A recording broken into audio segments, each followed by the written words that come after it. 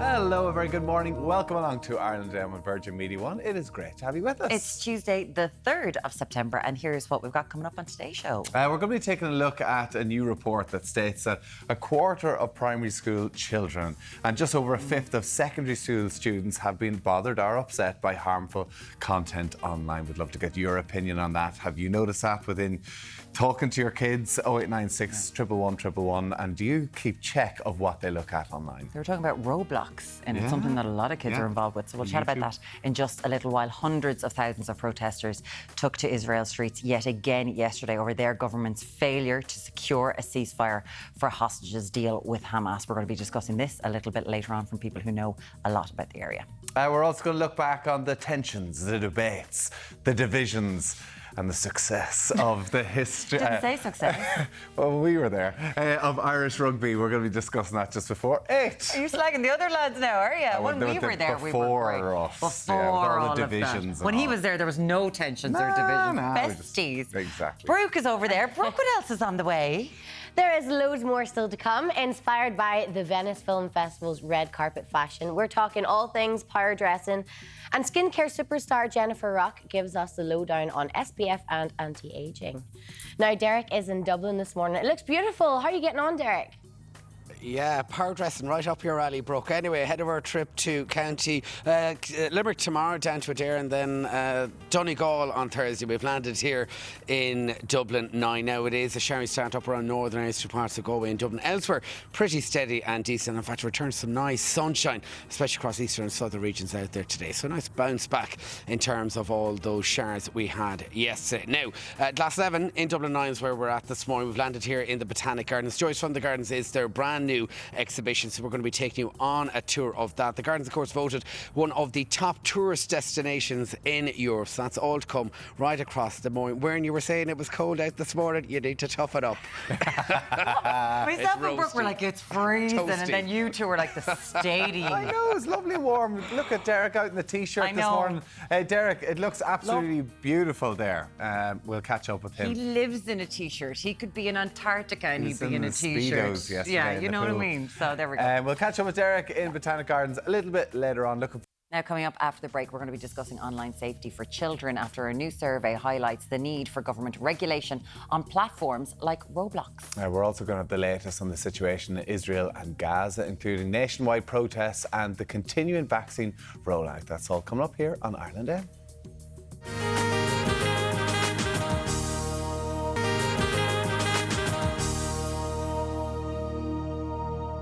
Welcome back. It's time to take a look at this morning's papers. We're going to start with the Irish Times. The headline there, Coalition and Sinn Féin clash over parties' new housing proposals. Senior Sinn Féin figures hope that the plan can restore their dwindling polling momentum, with the housing issue set to dominate political exchanges this autumn. The Herald's top story is cab grabs €80 million in assets.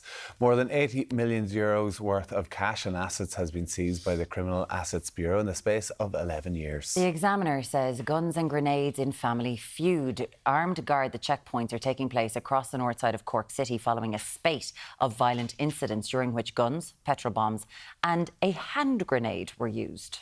The top story on the Daily Mail is uproar over disturbing schoolbook portrayal of Irish family. The Department of Education has come under pressure to drop a junior cycle textbook containing absurdly misconceived and discriminatory depictions of Irish family from the school curriculum. The Mirror's front page. Wonderdoll Simon Harris has appealed. Has he really? Has he picked up the phone to Noel and Liam Gallagher to play more Oasis concerts in Ireland next year? It's going to dominate the autumn exchanges. The Sun leads with tour de farce. Eamon Ryan has demanded answers into how €335,000 was spent on a bike shelter for TDs at Leinster House. And the Stars, what we had on screen, there we go. It says, break-in pad. Officers from the Criminal Assets Bureau took control of a house bought by a woman who allegedly claimed she made her money from acting as an escort. And finally, the Irish Independent reads, hidden danger. 1 in 4 children is bullied online. A quarter of children have been bullied online at primary school age, with girls more likely to be victimised. Now joining us with that story and everything else this morning are Lorcan Nyan from the Communications Clinic and Sean Defoe, News Talk's political correspondent and host of the Let Me Explain podcast. Thank you both so much for being here this morning. Let's talk about this first story in the front of the Irish Independent. A quarter of primary school age children experience online bullying. What's going on here, Lorcan? Yeah, so it's a survey by Cyber Safe Kids. They do an annual trend and usage report, but it's pretty significant. 16,000 kids they talk to, including over 1,000 parents as well. So I mean, it's not a flash in the pan survey. It's very, very in depth, and a quarter of kids under 12 have said that they've already been experienced cyberbullying. That goes up to 38% of ages 12 to 14. Girls slightly more likely to be bullied. There's other then findings from within the report. One that really struck out at me was that 65% have said that they've been contacted by a stranger online. 65% of that age group have been contacted by someone they didn't know, total stranger. Wow. And then of that group, only around 55% told a parent or told a teacher or told a family member that had happened. Normally they deal with themselves, they block them, they move on. But obviously, then some don't. So, there's pretty shocking findings from it. Obviously, it's just become pervasive within kind of everyday life. And then 84 to 85% of under 12s have a phone, not a smartphone, but have a phone. That goes up to over 100% once you get over the age of 12. From 12 to 16. 100% have a over the age of 12. Wow. Right. Interesting here. Principal of St. Kevin's School, Sally Noggenbarry-Leary, said children are losing their childhood due to the constant exposure of online material. We're seeing what's affecting. So between 8 to 12-year-olds, it looks like they're being affected by the likes of YouTube and Roblox. And then, Sean, it's the older 12 to 14, Snapchat and TikTok. Yeah, it's kind of... I wonder about some of these figures, right? Because bullying's always been around. And I'd wonder if we had this kind of a survey 30 years ago, would it be a similar figure, have been bullied at primary school? The difference is, I suppose, twofold. One, now it follows you home. It used to be the case that if you were bullied, I'd bullied myself in primary school, you could leave it at the school gates, you go home, you play with your toys or whatever. Now it's following you home through Snapchat or through YouTube or to whatever other messaging services you had. So it's literally when you get to what was a safe place of your bedroom or your house or whatever, it's no longer a safe space if you have a smartphone. They're probably suddenly ramps in there. up when you go home. That's the problem. If anything, yeah, maybe when you're in school, you're around your friends, you can, you have your own support group there. Now, when you go home, it's very much in the house. And also the other part of it is a bit that Lorcan touched on is strangers messaging people. So it's no longer kid to kid. In some cases, it's adult to kid. It could be older teenagers to younger kids if you're playing games like Roblox or if you're messaging on YouTube or whatever. Or it could be adults who have something more sinister or more creepy in mind. So it's just opened up this element to young people where I think that phrase is probably right. It's ripping away some of their childhood. Yeah, and there was that case last week of the Australian man who was put into prison in Australia for 17 years for contacting children in 20 countries and blackmailing them. This is terrifying when it comes to strangers. But it says 1 in 5 children in this report, they have no rules at home when it comes to the internet. So we'd like to ask you, we've got a bit of a poll here as to whether there are rules at home for your children when it comes to the internet. If you want to scan the code there and let us know. So do you have rules at home for your children? Because I know with some of my friends, it's like, right, you've got an hour now and you can only do it when you're in the kitchen, when you're here with me. But then I'm sure there are some kids who are like, off you go with your 100% time. of kids at 12 have phones. It's impossible to keep track of exactly everything I they suppose do. the only thing I suppose you would say to some parents is I'm sure it feels particularly under 12 that your child is telling you everybody has the smartphone, everybody has Snapchat, everybody has TikTok. What this report would say that it's about half have a smartphone, less than 40% are on Snapchat or on TikTok. There's a higher percentage that have a YouTube accounts, but it also isn't absolutely everybody. It is about half. So that might strengthen parents' hands a little bit to say they can say at least until you're 12, no. Not everybody has this, and maybe then even a little bit older. It does seem like there's a growing momentum pushing against social media and smartphones. I see it over in the UK. They're talking about banning smartphones under 16. We're talking about Simon Harris has been speaking a lot about the damage that these social media is having on younger children. We have rules around cigarettes, and these are damaging. Because we don't know the untold effects this is going to happen. This is it. We don't think of it in the same way at all. But mentally, it is absolutely as taxing, more taxing than a lot of these things. So it isn't doing maybe any physical damage for you. And I thought something actually interesting in this that I hadn't really considered was that girls are more likely to be cyberbullied than boys. And we knew from the playground that boys are more likely to be physically bullied and girls are more likely to be subject of rumour. That's been out there in previous research. Now when it moves online, there's no physical element to it. Of course, there's going to be a bit more psychological warfare for girls, just something I hadn't considered, but that's in this report. Listen, really interesting. Already 32% of people are saying that they have no rules for their children online. So how do you do? It's not what do you do? Well, kids are all smarter than you as well, is the thing. They know this technology way better than we do. It's like when we got our first Nokias, we knew them way better than our parents did, you know, and now it's a whole different world. Dad is useless at Snake. Even 0896 111 111, send us in your messages on this. About your rules, And do you worry about where things are going with your children online? Like, if you're looking at that, a quarter of children under the age of, I think it is 11, are seeing harmful material online. We'd love to hear from you. Keep in touch. Right, let's move on to another story. We obviously mentioned the Taoiseach trying to have a go against the tech firms. He's now having a go against Oasis, or begging Oasis potentially to come back for more.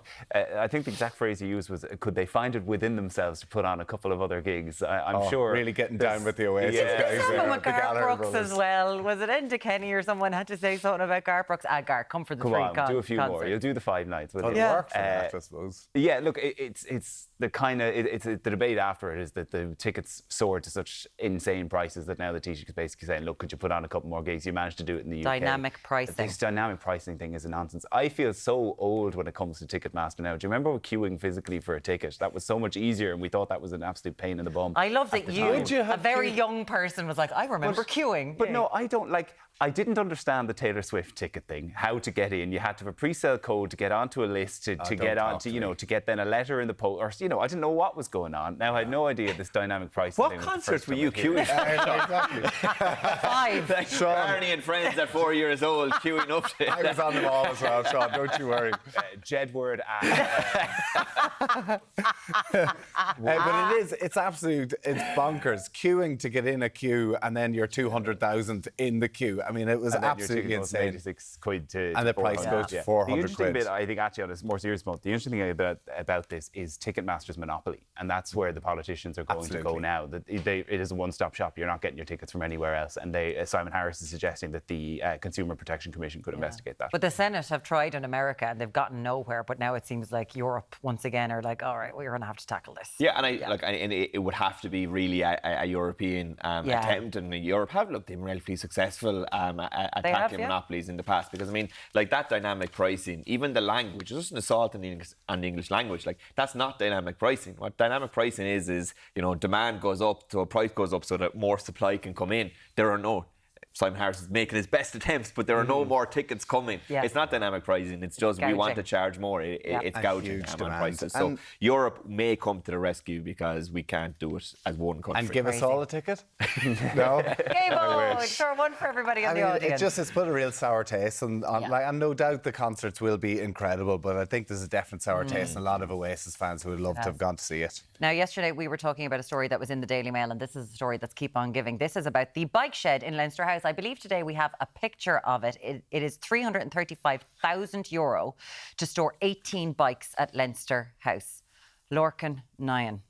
Oh, this is there. I'm sorry. It's not Tommy, even a you could have put that up in your back garden. Like, I genuinely am very upset over this. I mean, what's the average house price in Ireland at the moment? I looked it up. Okay, you can get a 3-bed 1.19 kilometres from here for less than that bike shed. Shed. 3-bed. D-rated energy, a bit of work to be done to it, but within almost a kilometre here. It is astounding. This whole entire story is astounding. And it's one of these ones that is going to run and run if we don't get answers, because it's going to become symbolic. It's going to be the one you refer back to for just public waste or that you cannot understand how you can spend this much money. But this is the OPW, right? Mars Buckley is the head of the OPW. Like, where does the Office of Public Works. Public Works. That's what this was built under. Who said Okay, Grant. Like, we all know, we've all watched Room to Improve, and we know prices go up. But this is not €335,000. What is it made of? Genuinely, there needs to be questions answered in terms of what was the tendering process was built internally, what was the initial estimation of the cost, what did it grow to? I mean, if you look at the explanations, there was mention of the fact that you needed archaeological support for this. €10,000. Less even. It was like £2,000. The building cost of it was just over 300,000. It's like 18 grand per bike. And if you look at it there, and if you hear the reports, it's not even fully sheltered, so your bike isn't fully sheltered. If so I had an electric bike, I wouldn't be too confident in that. No. It's going to get drenched. And one of the other explanations given was there was a northeasterly wind or something, so it had to have a specific design. It was like, but it's not covered over. So this could become one of these ones that we refer back to it, wasn't it crazy? But it shouldn't. The printer. It should be. I was just going to say, it's the Oireachtas printer, this particular term, right? The printer they bought that didn't fit into the building. It's absolutely, I don't know, is it made of carbon fibre and magic or what to cost that much money? It's absolutely insane. I used to cycle into Leinster House when I lived in Dublin. There's loads of bike parking. All of it is outside. Really? It was never full. Absolutely never full. You would always, didn't matter what time of day you went in, you'd find somewhere for your bike. So when I first saw it, I thought, oh, a shed. That could be kind of handy because it isn't nice when you come out and your bike is soaked and, that's not great for the bike. But it doesn't even, it's not a shed. But it's a shelter. 300 grand. It's it's crazy. Absolutely insane. Who signed off on that? Yeah. How could even... Like, if you like Simon Harris said yesterday, I don't know anything about this. Like, we're like, well, the okay, they're not signing checks. OPW carries out work in Leinster House all the time because that's part of their job, is to maintain these buildings, you maintain the older buildings in and around government and, not just in around Leinster House. But it doesn't ever seem to do it right. Like, putting up a bike shelter is something you could think that could be done without a huge amount of approval because it won't cost that much. But then it balloons to 320 grand. It's nuts. And also, it's not the first time we've had work in Leinster House. You cite the printer. When the big, massive refurbishment was done to bring Leinster House up to date, the roof leaked in the first week that it was open. You know what I mean? This is not the first for Leinster House. It just seems calamity after calamity. 0896 111 111. We'd love to hear from you today. I'm sure there's lots of people that are just, when they see the pictures today, people are going to go mad. We'd love to hear from you. Thank you so much, Lorcan Lyon from the Communications Clinic and Sean Defoe from News Talk. We appreciate that. Yeah, get in touch. We would love to hear from you on all of that.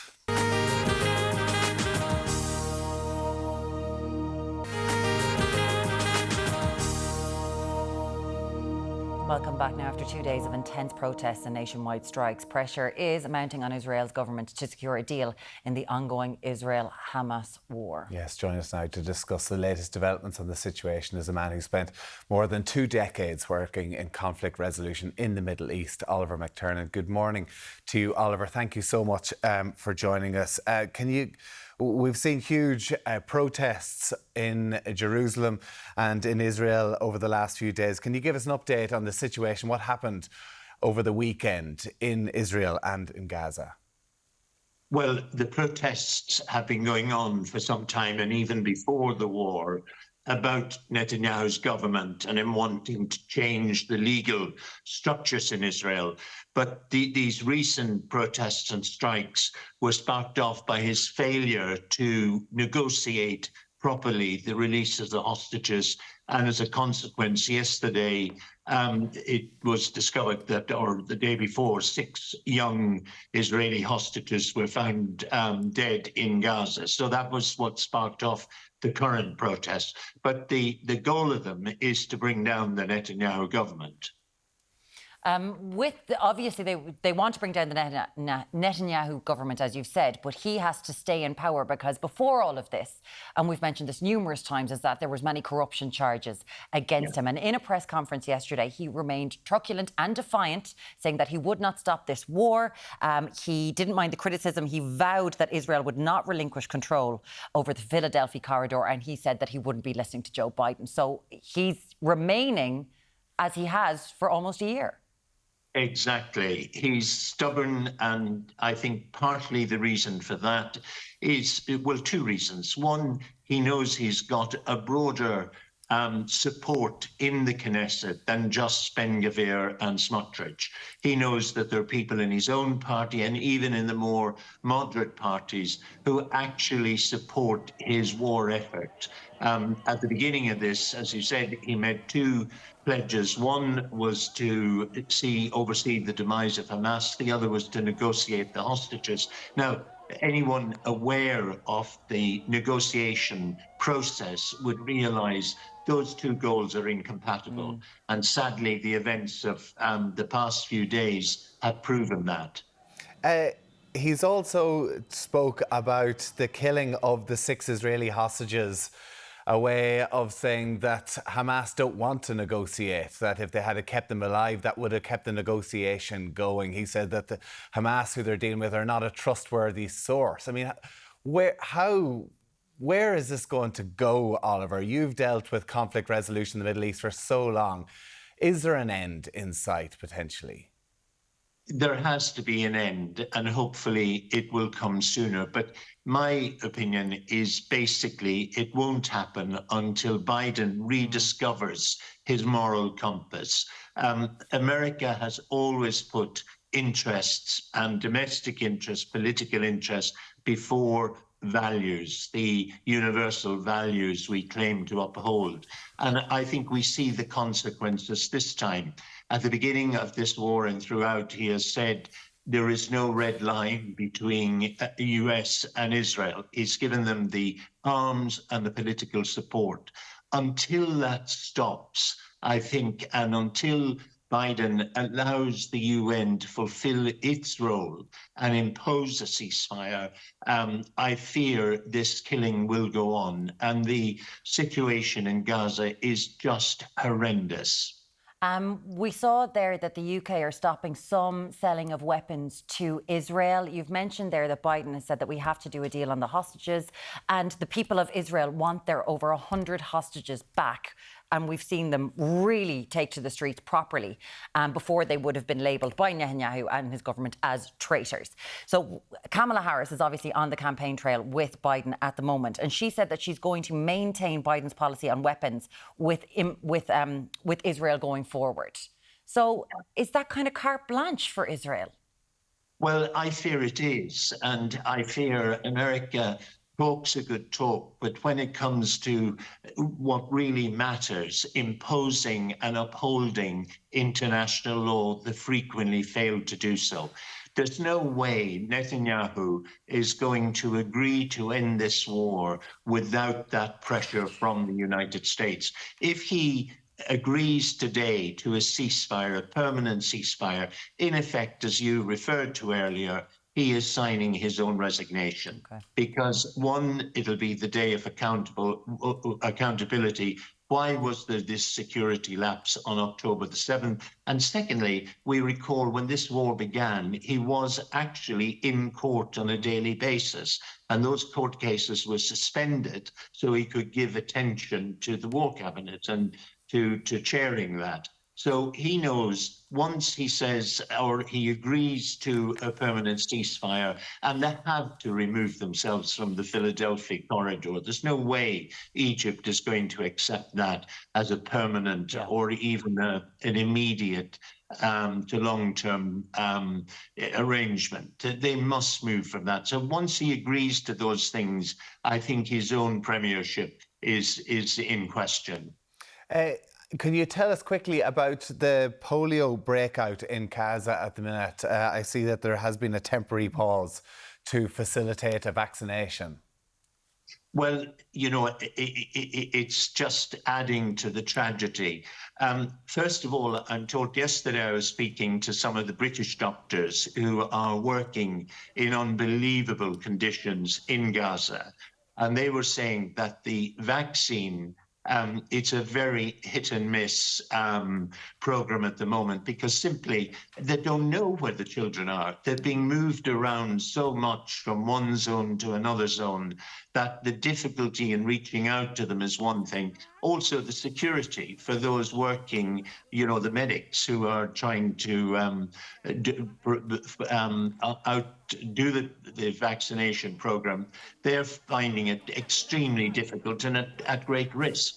But I think the reason why it was agreed to have these temporary ceasefires is we know the polio virus doesn't stop at checkpoints. And if polio takes hold in Gaza, Netanyahu is rational enough to realize that Israel also as a society is a threat because all the people there who are not vaccinated are at risk of catching the virus. As if the people in Gaza didn't have enough to deal with. And those scenes that we just saw there on screen, very distressing. Poor little children there trying to get their vaccine. Oliver McTiernan, thank you so much for joining us this morning. We really do appreciate it. Conflict mediator and director of the think tank Forward Thinking. Thank you, Oliver. Yeah, thank you for that update, Oliver. Lots more still here on Ireland after this short break.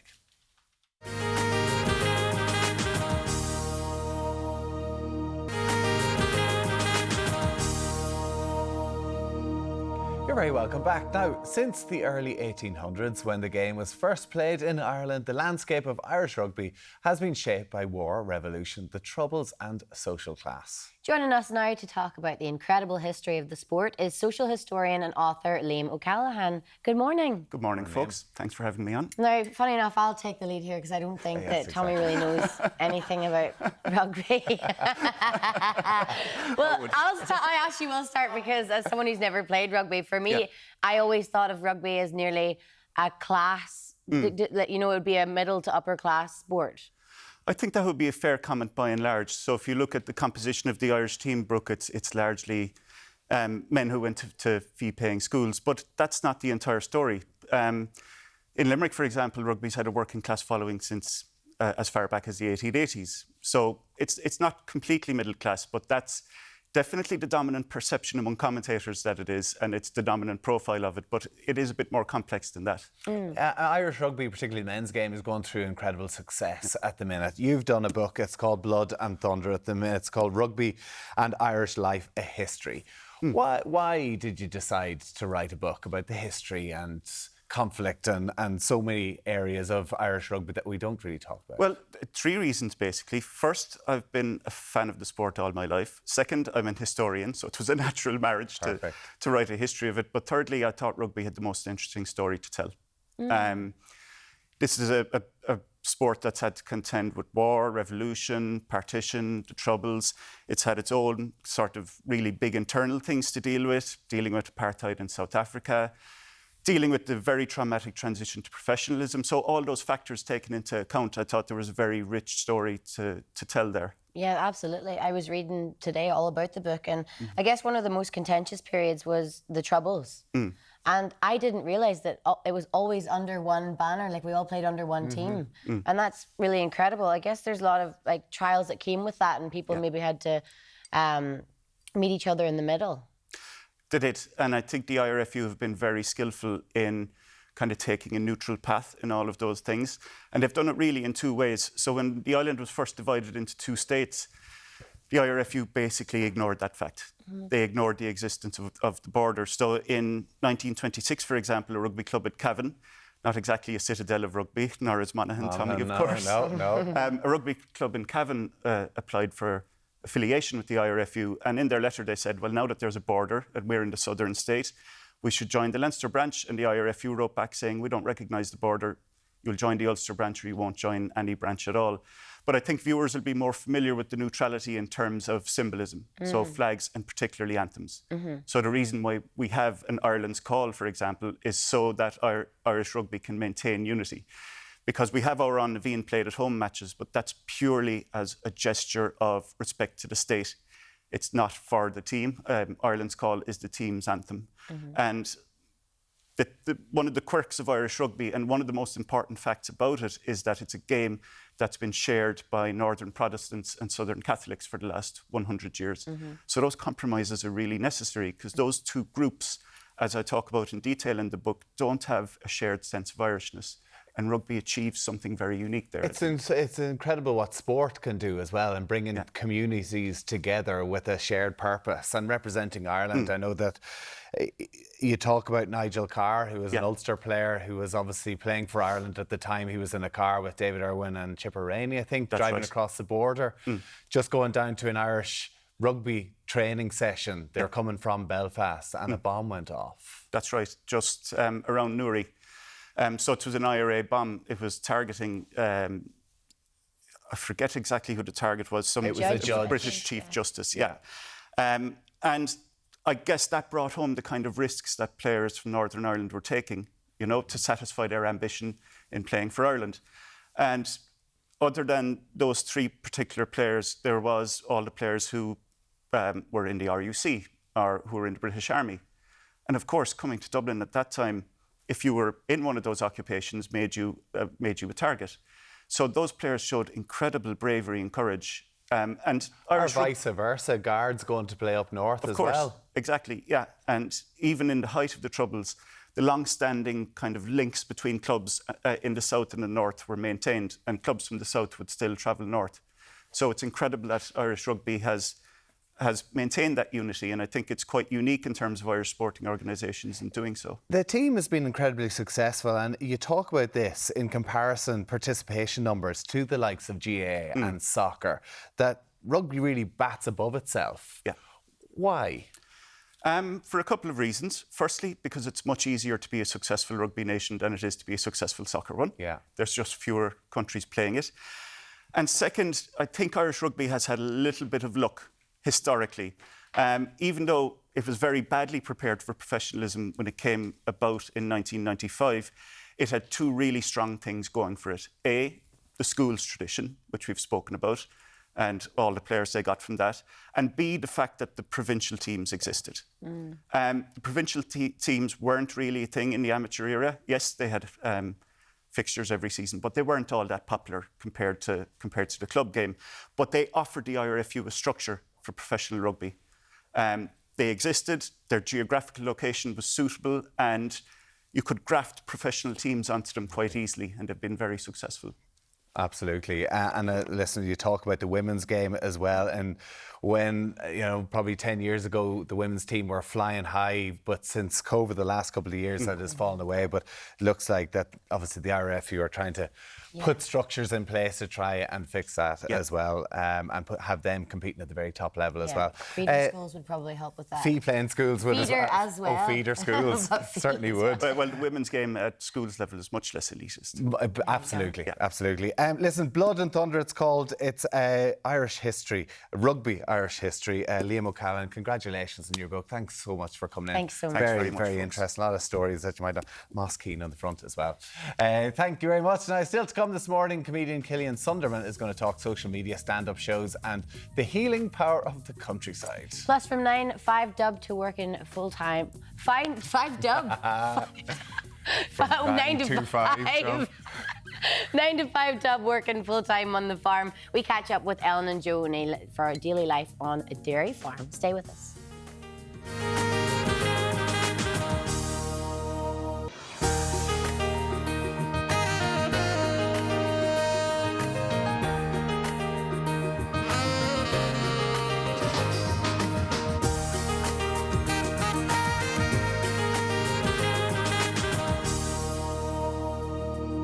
Hello, welcome back to Ireland Day. Here's what's coming up. They're Ireland's answer to Clarkson's fire. Don't be happy with that. Ellen and Joe O'Neill are going to give us a look behind the scenes at the family farm business in rural Ireland. Yeah, we're going to get the reality of being on a farm.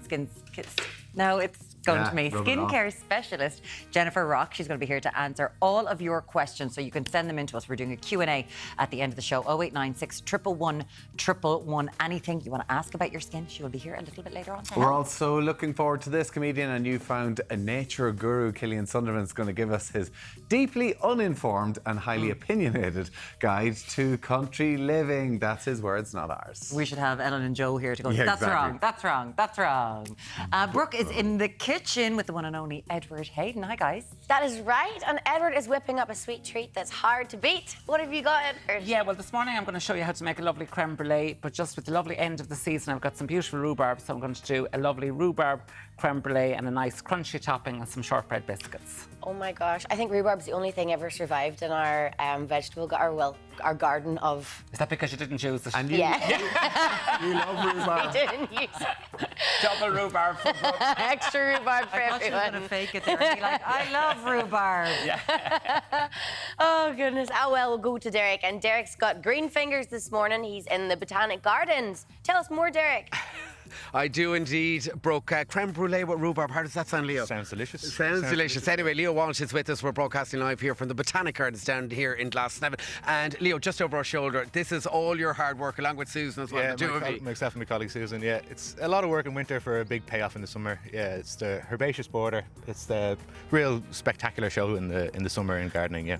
Lots of colour here. Tell us some of the plants that you've got here behind us. Behind me here, we've got Solidago. We've got a lot of asters blooming now. It's kind of peaking. It was designed to peak in August. So we've got asters, Solidagos, Rudbeckias.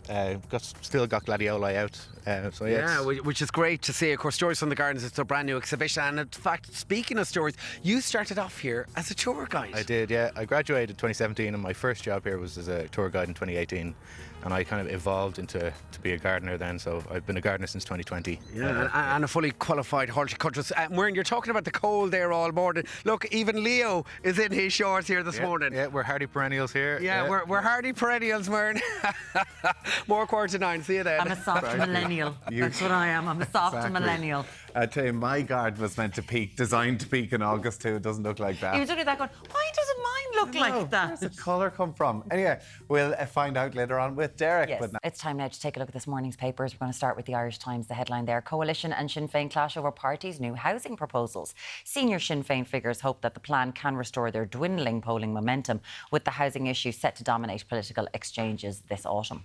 The Herald's top story is cab grabs €80 million in assets. More than €80 million worth of cash and assets have been seized by the Criminal Assets Bureau in the space of 11 years. The Examiner leads with guns and grenades and family feud. Armed Garda checkpoints are taking place across the north side of Cork City following a spate of violent incidents during which guns, petrol bombs and a hand grenade were used. The top story of the Daily Mail is uproar over disturbing schoolbook portrayal of Irish family. The Department of Education has come under pressure to drop a junior cycle textbook containing absurdly misconceived and discriminatory depictions of an Irish family from the school curriculum. The Mirror goes with Wonder Doll. Simon Harris has appealed to Noel and Liam Gallagher to play more Oasis concerts in Ireland next year. The Sun leads with Tour de Farce. Eamon Ryan has demanded answers into how €335,000 was spent on a bike shelter for TDs at Leinster House. The Star's top story is break-in pad. Officers from the Criminal Assets Bureau took control of a house bought by a woman who allegedly claimed she made her money from acting as an escort. And finally, the front page of the Irish Independent reads, hidden danger, 1 in 4 children is bullied online. A quarter of children have been bullied online at primary school age, with girls more likely to be victimised. Yeah. Some text on that as well, Brooke. No, this is the children safety. Online. Yeah, it's horrendous. Isn't it? Yeah, a lot of people have been getting in touch, and rightly so. Here, as anonymous, someone said, I have a 12 and 15-year-old who are both autistic. I regularly go through their phones just to make sure there's nothing bad going on online with them. And I also have restrictions on their phones. It's the only way to make sure they're safe. I completely... So that's a parent monitoring what's actually happening online, because it said that 20% in this report done by CyberSafe Kids, it said that 20% said that there are no rules that come with their internet activity. It's obviously you're not going to be everyone's best friend. You're not going to be your kid's best friend when you're enforcing them, but for safety, it's hard. Well, even in the news, they're talking that 42% of 8 to 12-year-olds don't talk to their parents about their online activity, and that's the big thing, I think, is that as a parent, you have to be able to kind of question what are you looking at, what are you coming across here, because it's just open world to who knows what they could come across. 65% have had strangers approach them online. My grandson, Margaret said, was the only one in his class with no smartphone. He ended up getting one when he made his confirmation age 12. So the only one in the class up until age 12. Only because his parents felt pressurised to buy him one. I don't think children should have phones until at least 14. It's too early to immerse them into the online world. We're talking about that school in Greystones that's banned them. The UK are thinking about banning them for people up to 16 years of age. And we asked you, we had a poll, we can put it up again now, as to if you've got any rules for your children when they're online. Yes is 58% and no have 42%. But as Sean Defoe was saying earlier on, the online world is their world. It's not our world. They know more about it than we do. I'd love to know, though, if you did have children at the age of 13 or 14 and they do have phones, could you if a ban came in for phones under the age of 16, would the kids hand them back? Would it be worth it? Would parents think Or they find a way it's to too far gone buy now. one themselves. Yeah, I don't know. We're just interested to know whether it will make any impact or whether the parents will buy into it. But even there, 42% of parents said that they're not checking what the kids are watching online. Speaking about buying stuff, the Office of Public Works bought something, Tommy, didn't they? 30,000 euro spent on a bike shelter. Caroline says it's upsetting to see the cost of that bike cover. That's exactly what it is, a bike cover. It's not even a shelter. There must be 2 or 3 local authority houses that are boarded up that could be brought up to standard with that money. It's absolutely shocking. Yeah, this was a story that was on the Daily Mail yesterday. Hopefully we've got a picture of the bike shelter in Leinster House. It's not a shed. It was meant to be used for to cover bikes, but your bike's going to get ruined if it's electric. 300 grand. 335,000. You just wonder if that's the level that they're spending on a bike shelter. What other spending, absurd spending, are the Office of Public Works Because spending that's on? the thing. Where Deric is today, the Botanic Gardens, that's something for the public and common good. It's run by the OPW. They could do with an awful lot of money. There's things all over the country that could do with so much money. Where this is a bike money shelter. being spent? It doesn't make any sense. It doesn't. There's no security in that either. Like you're not. No, absolutely, no. Mad George, there are so many people living on the streets. The government are spending all this money on something that doesn't even protect bikes properly. I'm sure we'll be hearing more about this throughout the day. Send us in a text, 0896 111. We would love to hear from you. Yeah, we certainly would. Now, coming up, we're going to speak to Ellen and Joe O'Neill about daily life on a dairy farm. We'll be catching up with them after this break.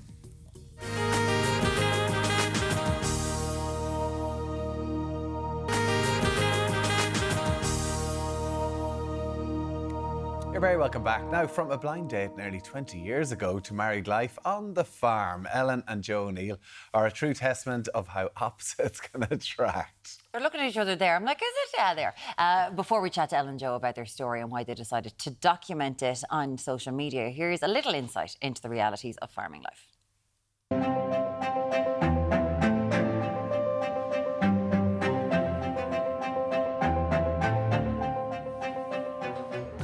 So I'm in the calf shed this morning. This pen, our starter pen, they're all on colostrum. They're 1 and 2 days old. Some are 3 days. Morning everyone, it is Tuesday, the 9th of July, just about 7:10 or so. We're going getting the cows milked. Very damn start of the morning this morning. It was spilling rain when the alarm went off and it's been spilling rain since. It's the best life and I'm so glad that this is where I've ended up rearing my children. Oh, hi. Sorry, we're talking about editing. I'm like, oh, my God. Ellen and Joe, hello. How are you? Lovely to have you here. Before we get into the realities, because we talk about farmers a lot and what's going on in that world. Blind date, 20 years ago, Tala girl, Wicklow boy. It's not that the world's apart, really. No, You're in counties over. Yeah. I was working in an office, telesales, and a girl... Her dad, I think, was your trainer in your football team. Yeah. Randomly took a picture of me in a bar in Tala one night and sent it to Joe. And what did you reply? A good-looking lady. Yep. Well done. And the next Speak the truth, Aaron. The next morning at 8 o'clock, I got a text message and I immediately rang my friend and was like, who's that weirdo you gave my phone number to? Who? Like, I just thought it was a bit I know that she's just taking pictures and sending them out. I know. I was like, 8 o'clock in the morning. And she was like, Ellen, he's been up hours. To him, it's the middle of the day, like, you know? And you said then, if you hadn't replied, that you thought, oh, she's lazy. I mean, it is a completely, like, only counties apart, but it's a different reality, a different way of growing up as well. What was Ellen like the first day you took her to the family farm? She's a bit awestruck, I suppose. Like, her family would have had farming in their history, you know, so it's not totally alien to them. But yeah, I was trying to show the best side of it, you know, keeping away the dirt and showing pretty cows and green grass and stuff. So didn't want to scare her off too much. Yeah, but I was amazed by everything. Yeah. Like a cow on heat, that they, you know, how they go in calf, the way they recognise Joe's voice. Like everything was, wow, wow. Like I remember saying to you, does grass not just grow? What do you mean? Like I was like, why do you pre-mow it? And fertiliser? Okay. Right. So what do they eat in the winter? Like everything, like the simplest things, you just don't think of. No. You just go to shop and buy food. Never thought about winter caring for food, like to feed them, the sheds, nothing. Well, where our food comes from, the whole process that you're very much involved in. I had absolutely not a notion. But of course, for anyone who has farming in their life, you know that if a couple are going to get together, it involves a lot of sacrifice because it was you coming into this situation. And it's not like you can keep your life going as it was. You've got to go all in. That was a very quick education. Joe's life didn't change. I just had to insert myself into it. And at the start, you kind of tried to facilitate, like we'd be going out and doing things. But if you come in at 3 o'clock in the morning, he used to go at 5. It very quickly is like, okay, yeah, you can't live the life I was doing. I can't just insert. There has to be some changes there. Joe did it for 2 weeks and then he was like, I can't do this anymore. I can't live like this. Or you're in the cinema at 9:30, you're going, wake up. It's a young man's game. But it's a huge routine as well to farming as well, and having to turn your life around for that. Like myself and we're all watching Clarkson's farm at the minute, and it's educating so many people who maybe haven't lived on a farm into the realities and actually how difficult farming is and how difficult a time they get with the likes of prices, milk prices and everything else at the moment, Joe. Yeah, that's a massive part of it, and even the daily or the day-to-day grind is just the weather, like. Yeah. And this year in particular, the spring was so wet and so cold, and the summer turned out to be wet and cold, and that's stuff you've absolutely no control of. And we're price takers, we're not price makers, so that was something I was very keen on when we were doing the YouTube, that we showed warts and all, that we just look, I'm having a bad day, I'm standing in front of the camera talking about it, and I might just resonate with someone else and they'll go, okay, you know, I'm in the same boat, you know, we're all in this kind of thing together and we're just trying to push through and keep going. From a mental health point of view? Oh, massively, yeah. And the feedback on that has been really, really interesting. Like this spring was particularly horrendous for suicides in farming. Wow. And like there was 8 suicides in 11 days in April. It was horrendous. And not a huge amount of publicity about it either. And like you pick up your phone at the end of the day and, oh, the day has been horrendous, and here's some other Egid with a beard from Wicklow and he's talking about how bad his day is, and oh, we're in it together. And yeah, but the other side like, is you open a paper and there's farmer bashing. bashing, you're getting blamed for everything and you're there working 18 hours, your mental health is affected, and then you read something like that, and that was the idea behind the YouTube, is that to show you're not on your own, everyone is going through this, and to have someone fight in our corner. So sorry, you just after saying 8 suicides in 11 days. Yeah, agriland.ie had it up during spring. I shared it on my Instagram. There was 8 suicide-related deaths in 11 days. From farmers? From farmers. Farming has the highest suicide rate in all industries in Ireland.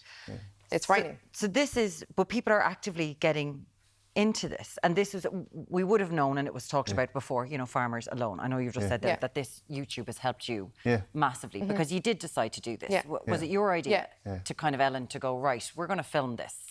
Why? Well, we're both very active on social media. Joe would be more Twitter-based. I would be more, you know, Instagram, Facebook. And I'd get a lot of interaction from, I went to school in Temple Oak, it was far away from a farm as you could get. And girls from school would be like, wow, this is so interesting, I didn't know this. And I'm showing my kids this. And you put up on Instagram and it's gone a day later. And it seemed like an awful waste. And everything I'd put up, people would say to me, God, it's so educational. Like, I didn't have a clue. And I said, that's because I'm writing it from my point of view. I didn't have a clue either. And I said to Joe, there's so many people like me, and we'd often look at something in the newspaper and Joe would say, no, who would believe that? And I was like, yeah, I would have actually believed that totally. Really? Like just simple as things. And it's easy to be the big bad farmer when you don't relate to them as just people. They're just families. And I'd say to Joe, you're working 18 hours a day. You can't just be like, oh, I'm too tired, I'm not going today. It's like having young kids. You just have to keep grinding. It doesn't matter if your price goes down low. What happens? You still have to go out and look after your livestock. It affects next year, the next year, and the next year. You just can't stop. And that's the thing. You just have to keep going. And when you open the paper and see all these negative things, it's like, who is fighting for us? And you want to speak out, and we have a platform. And to be fair, there are so many farmers in Ireland as well, but having something like that, because it's, I'm sure there's a bit of a macho feel to it as well, and farmers don't want to maybe look like they're, you know, having bad days, and particularly on social media. So. You would have that at the start, kind of the Irish modesty, not to be like, I don't want people thinking, I'm pretending to be the best farmer out there. And that was the agreement at the start, that we weren't going to be putting up a pretense that you're showing, because you can only do that for so long. Showing everything. Like, and just show everything. Like. What about the kids? Because you have 4 kids as well. So as if the family life wasn't busy enough on the farm, the 4 kids, are they showing signs that they'd like to get into it? I know your oldest, is it Finn? He's maybe 15, 16. Yeah, well, like, I'm from a very big family. There were 7 of us, and we all got involved in the farm as kids. You know, as soon as you could carry a bucket or stand in the gate, you were out. Like, so that was very important to me. Well, both your parents are working on the farm. You have to go with them. You have to go, yeah. There's no exact childcare. And obviously back in the day... Did their friends love it? They do, yeah. The girls to be, oh, we saw you on YouTube or whatever, you're doing this, you're doing that. And a lot of our kids' friends are from farms as well. So to be bouncing off each other and we do it this way and we do it that way sort of thing, you know. And it's good, like it's creating... But Has it created a community? A little bit, yeah, a little bit. But the other side of it is that it's creating responsibility and a work ethic, and you know, you work hard and you're responsible. They all have calves, they all have their own stock. They got and farming's an apprenticeship. You can't just walk in at 18. Like some people say to us, "Oh, can my child come and work with you?" And you're like, man, you're babysitting. Like even as an adult coming in, you had to babysit me for the first years. But it's quite interesting. We're talking today about, you know, children and cyberbullying and being on their devices all of the time. And often you do hear with kids from farming backgrounds, they're sorry, but I'm out.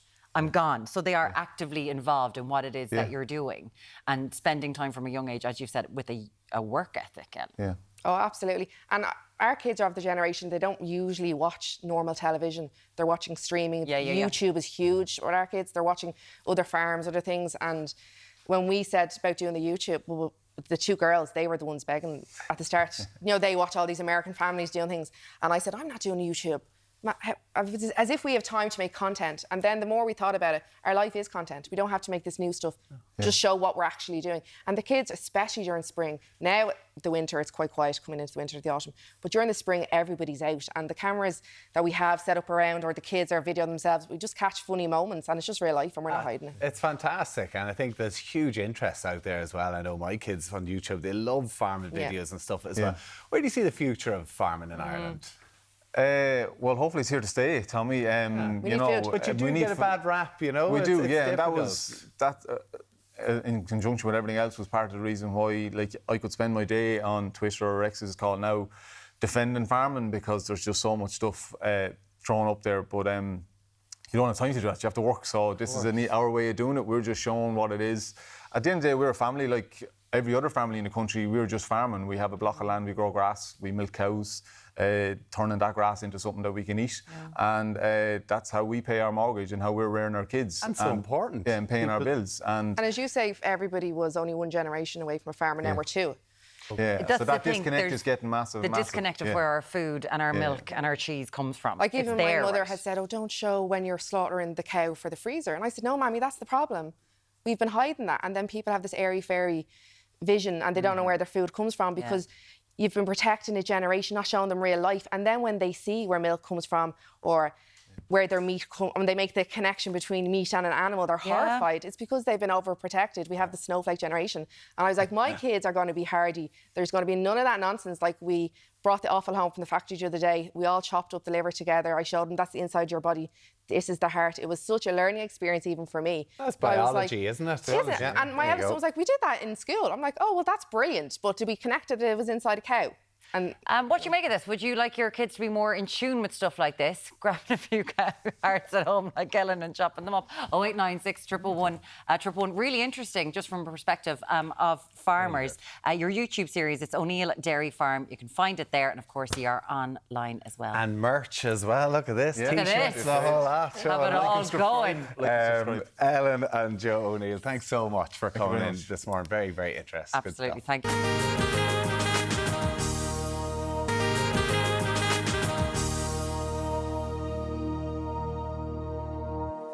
Welcome back to Ireland AM. There is a creamy, dreamy dessert on the way.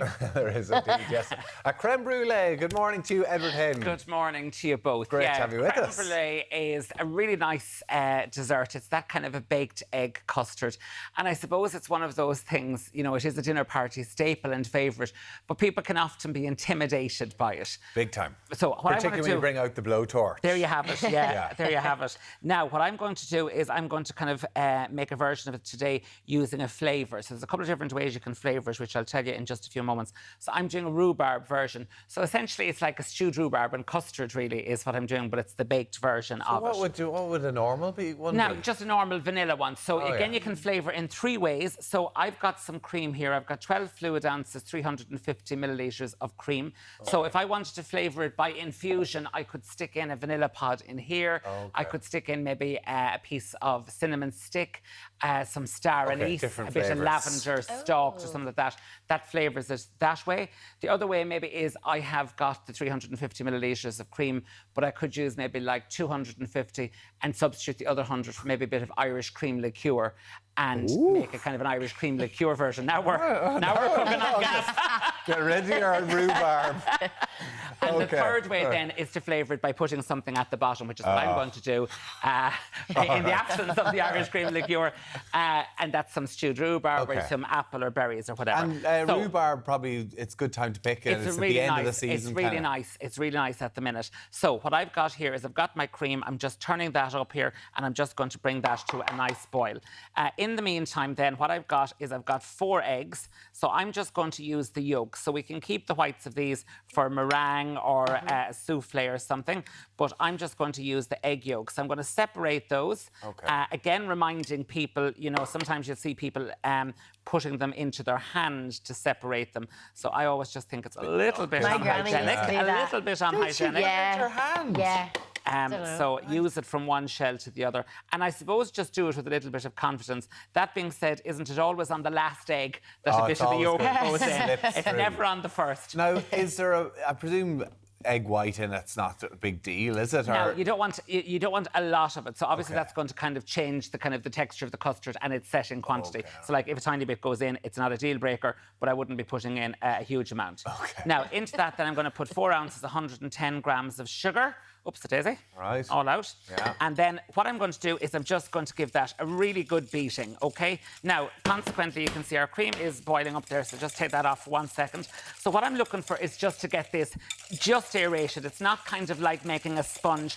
It's just to lighten it a wee little bit, just like so. Brooke's granny used to make this, isn't that right, Brooke? I thought you were going to say Grace Granny used to be here as well. Big boots to fill There you here, have Edward it. Hayden. So I tell you what. I'll see, can I overtake Granny in terms of your favouritism?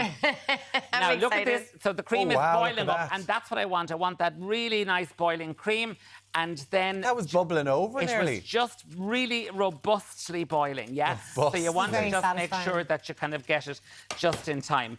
Now, then what you're going to do is, like you would have done back in the home economics class, you're going to add the hot to the cold and just continuously stir just to make sure that it is really well stirred, OK? So would that cook the egg a bit? That will start to cook the egg. It will start to cook the egg. I'm then going to transfer it back into that measuring jug, and I'm just going to leave that set for a minute or two, and I'll show you in a few moments what we're going to do with that. Well done. Now, so meanwhile then, what I'm going to do is I have some rhubarb. So I've just stewed some rhubarb, OK? Now, again, I've stewed that with some sugar and a little bit of water. You might decide to put in some raspberries in there.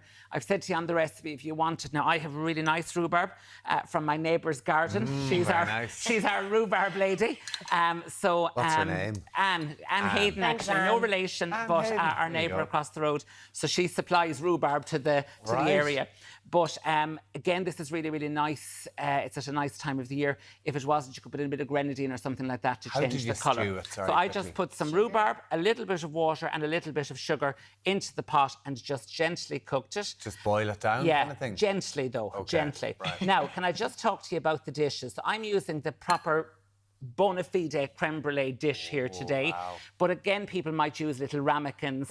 You could use oven-proof cups. Sometimes I do a little cup of creme brulee, which can be quite nice. But that's the kind of the real deal. Would the depth change the length of time you cooked it? It will, actually, it will. And also what I'd say to people, Brooke, just to be mindful that if I was just doing this plain as a custard, it will take a little bit shorter. So I just find that when you're putting in another moist liquid in there, you just need to be adjusting the kind of the cooking temperature as well. So a little bit of rhubarb on the bottom, and then if I had longer, I would just leave that and just scrape off the froth off the top. Now again, it's not like the kind of the pulling a thread in a new jumper. If you think one more little bit, it'll be fine.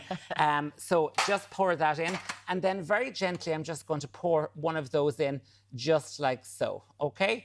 Now I do the second one in a few moments, And then what I'm going to do is with some cold water, just make sure you don't get it, half fill the tray with cold water into the oven, 120 for about 50 minutes for that dish there. It'll take about 50 minutes. And then very quickly what I'm going to do... Sorry, 50 minutes? 50. Wow, 50, you'd be surprised. 50. Take it out, let it cool down. Then what I'm going to do is I'm going to put a little bit of brown or white sugar on the top of each of those. Give it a wee little shake around.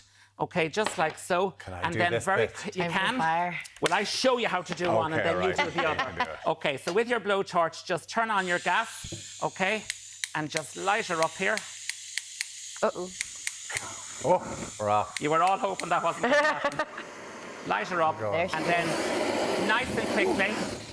So nice and quickly, just go around it, okay, so that you get a really lovely effect. Just like so. Can Tommy not have a go? Yeah. Come on, Tommy. Come on over here.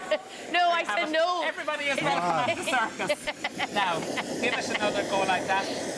Nice and round. And the secret is keep moving it so you don't end up with it getting too much.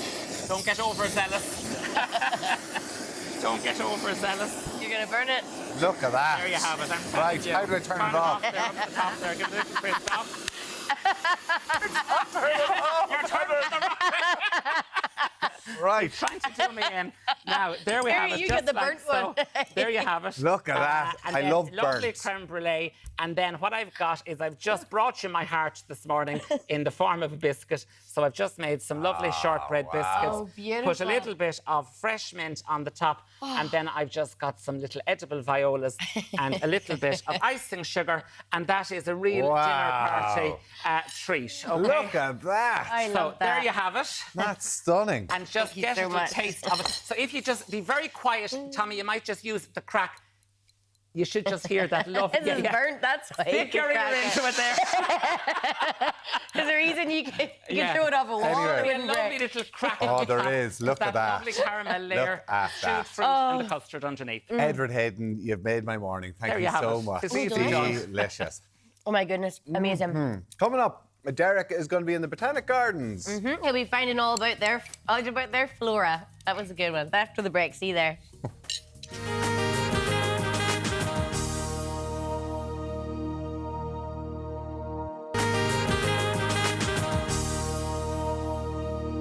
Hello, you're very welcome back. I'm eating some of Edward's biscuits.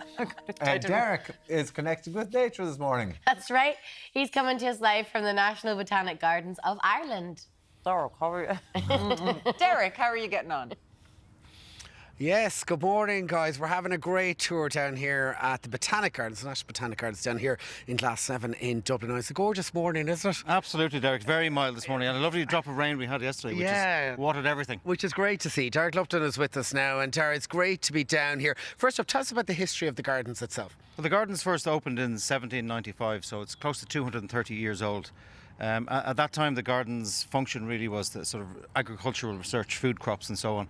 That shifted dramatically in the early 19th century into focused horticulture and botany, and really that type of focus has remained ever since. So education, horticulture, botanical research and so on and visitor attraction, of course, are our four main functions.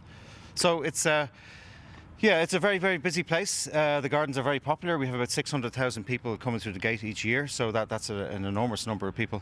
So clearly it is a very popular place. I mean, there's a huge amount of work going on down here, and no thanks to the staff that do a lot of it, really. Absolutely. Our garden team here are working busily throughout the year, maintaining all sorts of diverse collections in our glass houses, in our herbaceous border, all sorts of displays throughout the year. So visitors, when they're coming here, get to see something of interest all year round. Of course, the team here at the OPW as well do fantastic work to keep the place upgraded each and every year. We've got the glass house, we've got the teak house as well. Yeah. Great restoration work going on down here as well. Absolutely. I mean, the original, the big curvilinear glass house and the palm house behind us here, were both built in the mid-19th century. They went under major restoration work 25 years ago or so. We have one other house that's currently under wraps, but will be undergoing renovation in the next couple of years, and that will complete our glass house portfolio, which really are world-leading glass houses. They're incredible spaces. You the brand new cactus section as well. I spotted it on the way down. It looks great. Yeah, it does. Yeah, that was put together by Leo, who I know we were chatting with earlier on. Leo and the team there put together a collection of cacti and succulent plants from dry parts of the world, and that does a couple of things. One, it shows visitors the types of plants they can grow in their gardens in Dublin, where the temperature is quite mild. We're able to grow these plants from very exotic parts of the world altogether, making very, very dramatic displays for our visitors. It hasn't been a great summer for gardeners, has it? It's been very stop and start. It was cold at the beginning of the summer, then it was wet and dry and wet and dry. So it's been, the plants, we can see ourselves are responding that way by sort of slowing down their growth, suddenly having a spurt of growth. So it's been quite confusing for all of us. Yeah, but you love the drop of rain down here. Oh, the rain yesterday now is a blessing for all of us. I think we're probably the only people in the country praying for rain. All right, Deric, thank you so much for joining us. We're going to pop over here now to Felicity Gaffney. Good morning to you, Felicity. And we've got a brand new exhibition called Stories from the Gardens. Tell us what it's about. So Stories from the Gardens, basically this garden is 229 years old, and whereas the emphasis has been on plant collections and looking after the plants and developing all of this, in parallel to that, there's been a whole story of people who have a relationship with the gardens, and it's had a massive social impact on the local people and really the people of Dublin. People have a real connection with the gardens, exactly. We're going to walk and through the exhibition. First up, what have we got here? So this is a 3D model of the Great Palm House, which is Ireland's only tropical rainforest up there behind you. And that's been completed by one of our gardeners here, Keith O'Mara, and it's to scale, and it is just to show you, give you an idea. It's incredible, isn't it? It's incredible, isn't it? And done to scale, as you mentioned. As you said, there's lots of stories here as well. What have we got over here? Okay, so this is a lovely story. This is a love story. And it's about a couple who came together and lived in Marino. And they came down every Sunday to go for the walk in the gardens. And on D-Day, he proposed to his wife. And there's the proposal photograph. And gorgeous. Then on their anniversary, every single year, for as long as they were able, they used to come here to the gardens and repeat the walk. Yeah, fantastic. As you mentioned there, the garden is made up of lots of stories from people. Tell us about what we've got here. Okay, so this one is one of our staff members, Liz Brennan, and when she was a little girl, her aunt lived in Daneswell Road, and they used to come down on the Sunday for the walk, and so she was all notions about being a Victorian childhood, and when you went into the old water house, you can see that she thought she was in a secret garden. So she wrote a story about that. Isn't that gorgeous? And the beautiful water lilies there. Yeah. Our penultimate one here. Tell us about what we've got here. Yeah, so this lady wrote to us, Joni, all about how she used to come and play in the gardens with her friends, and in those days, you know, the kids ran wild and they said they had to walk, no buses, and then they come down and try and leap over the wall and get in and play and stay all day. So it's just from 1962. And what I love here is that you're still looking for stories for the exhibition, and we've got a little post box here that people can submit their own stories. Yeah, absolutely. Now this is a pop-up exhibition, but on the 19th of September we're going to be open in the gallery, so it'll be a much bigger exhibition, but we still have room for a few more stories, and we've lots more stories going in. Where can we find out more online? botanicgardens.ie if you want to email in, or else National Botanic Gardens website. Okay, Felicity, Dara, and all the OPW team, they do fantastic work down here. I hope you enjoyed our tour here this morning, but for now, me and Felicity, back to the studio. Have you got a letter to pop in there? Beautiful. I do need a letter, all right. What a beautiful place. Yeah, good on you, Deric. Love it there. It's so gorgeous. Absolutely gorgeous. The Get best a chance to go. garden in Europe. There you have it. Now, still to come on today's show, we're going to talk to funny man Killian Sundermann about podcasting with his pals in the comfort of the countryside. We're teaching you how to power dress on the catwalk. And skincare guru Jennifer Rock is on hand to share some skincare secrets there. Your questions answered. We'll be back with you shortly on Ireland AM.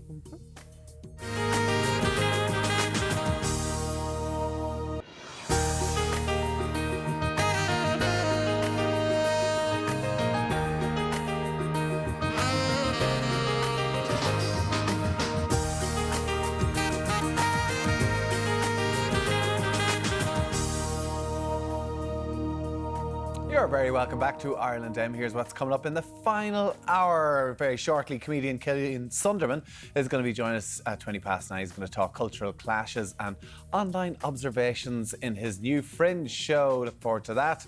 Muireann is getting pampered with our skincare expert. How's it going, guys? This stuff. Every TikToker or whatever is going on here. What are we doing today? We're going to talk about epigenetics, which is a huge... I know, stay tuned. And we're going to talk about... Epigenetics, everybody. What is epigenetics? Essentially how extrinsic factors and environmental factors impact your skin. I am going to talk about the famous Boom Boom cream because it has been spoken about globally for so long. It's about time we did. Inside Out, and then just little tips and tricks as always. Lovely, delightful as always. So 0896 111 111 for questions is what you're doing as well with all of these sorts of things. Fantastic. Our lovely Brooke is over on the catwalk. Brooke is not on the catwalk. I am not walking the catwalk, but we are here and we are dressing to impress this morning. What is coming up, Lorna? Well, if you want to get a new look for the autumn winter for the office, for the days you might be heading in, we're going to go all corporate today.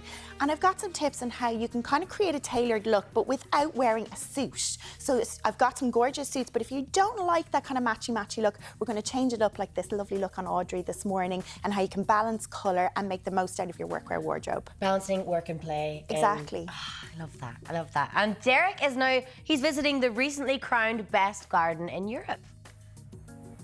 Yeah, Brooke, speaking of tailored looks, look, Dara is in a very tailored look here this morning. Good man, Deric. Yeah, thanks a million. Yeah, you're very smart. We were talking about the cactus gardens. We've actually landed in. Tell us about it. Yeah. Well, this was planted about 2 years ago. And the idea was to showcase the collections that we have, the wide variety of cacti and succulent collections we have in the garden in one space. The fact is that we can leave these plants all year round now, which is a clear indication of our warmer, milder winters. The secret, the success that we've found so far is that we have a very, very free draining soil here in this particular display. So when it rains, it washes through immediately, and these plants are absolutely fine where they are. Yeah, so they can be grown outdoors. Yeah, you can see. I mean, more or less. I mean, there's plants here from South Africa, Mexico, North America, all sorts of dry parts of the world, and they're very, very happy here in Dublin. Star, thanks. We'll have more from here, including the weather. But for now, back to Brooke and all the gang in studio. Thank you very much. They're very happy here, not freezing like the rest of us at home in Ireland. Now it is. Well, we've got a big birthday coming up. Did you know Ireland M is turning 25 this month? So to mark the occasion, we are looking to celebrate with you, the viewers who have been with us for over 2 decades. So if you've ever watched a story, and Alan specifically, that had an effect on your life perhaps, or shared something with Ireland AM, we would absolutely love to hear from you. And you can get in touch on WhatsApp on 089 611 111, or you can send an email to irelandam@virginmedia.ie. Yeah, please do send us in messages, because we cover so much in this show. But if there was one story particularly that stuck out over all the years, we'd love to know. Now, one other thing we were discussing a lot this morning already, but in the newspapers, there's a big thing saying that children are reporting how they don't feel safe. A quarter of children have been bullied online, even at the age of primary school age. It's quite frightening if you are a parent and you're giving them a phone for the first time, not knowing what they're going to be coming across. Yeah, definitely. So messages in on this. Martina, I work in a large primary school with over 300 pupils. We organised a cyber information talk for parents. Only 4 parents turned up. So firstly, the parents need to inform themselves so they can keep their children safe. Yeah, I suppose you can't pass the buck because the teachers aren't at home. They can't take the phones off kids. It's really interesting. 4 parents. Yeah. That's not good. I wonder, did they put it on the Seesaw app? You guys won't know the Seesaw app, but that... I have seen the Seesaw. Bloody app, I tell you. I'd say it did go out in the Seesaw app and nobody even knew about it because about 1 million messages. It'd make you want to give up your phone, the Seesaw app, wouldn't it? For parents out there who know what I'm talking about, you know. Helen's got in touch and she said, if you're going to give your child a phone while they're at primary school, then it should be monitored every day. The internet is a big place full of harmful content. Do you know, we actually had phones with no internet or cameras in our house until we were 14, 15. Oh, yeah. So we got just so we could contact and call. The Nokia, that's what it is, a dumb phone. That's pretty much what they're saying nowadays. Yeah. And you can even turn your old iPhones into that. Delete all the apps and everything else. You can put it. And you can child safe it. Thank you for sending your messages and that. There's also a couple of messages coming through about this bike shed in Leinster House. that the government has spent 335,000. There it is. There. Look at her in her glory. Honestly, it's insane. How can you spend over 300 grand on that? I wonder. I just want to know. I want to know, like, this cost €100,000. Why? What part of it? No, I know, but like, what part of it costs so much? Anyway. I love that Jennifer said, for 300,000 you could get 2 Oasis tickets for that. But it feels like a Kevin MacLeod grand design, doesn't it? Where his costs just spiral. How has this happened? Sam, I wonder, will TDs all start cycling to work and give up their chauffeur-driven cars? But listen, it's the office of public affairs, and this public works. This just goes to show the complete overspending. And where is the oversight from this? I mean, we need to have somebody from the government or from the OPW to come out and explain, because if this is what's going on for just a bike shed, what other overspending is going out there? And so many people are crying out for money, crying out for services, and it's just appalling. Thank you so much for all of your messages on that. We're going to move on to something else Yes, now. Comedian and podcaster turned author Killian Sundermann is going to join us. And he'll be giving us his guide to the countryside after the break. Yeah, in tune with the countryside.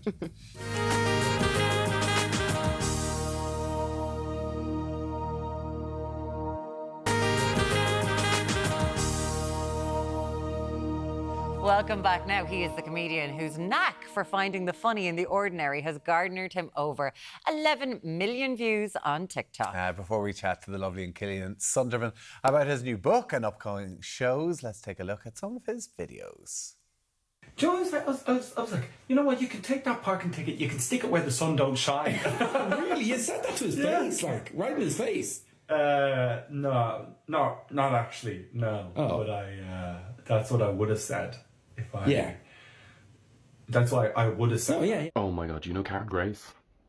Yeah, why? Well, she's pregnant, yeah, and Johnny's not the dad. What's Johnny gonna do? I know. He won't like that. If I know him, he won't understand what Karen is always. You are genuinely one of the worst human beings I have ever met in my entire... Like, there is something wrong with you on a granular level. You're pathetic and disgusting. None of your friends like you.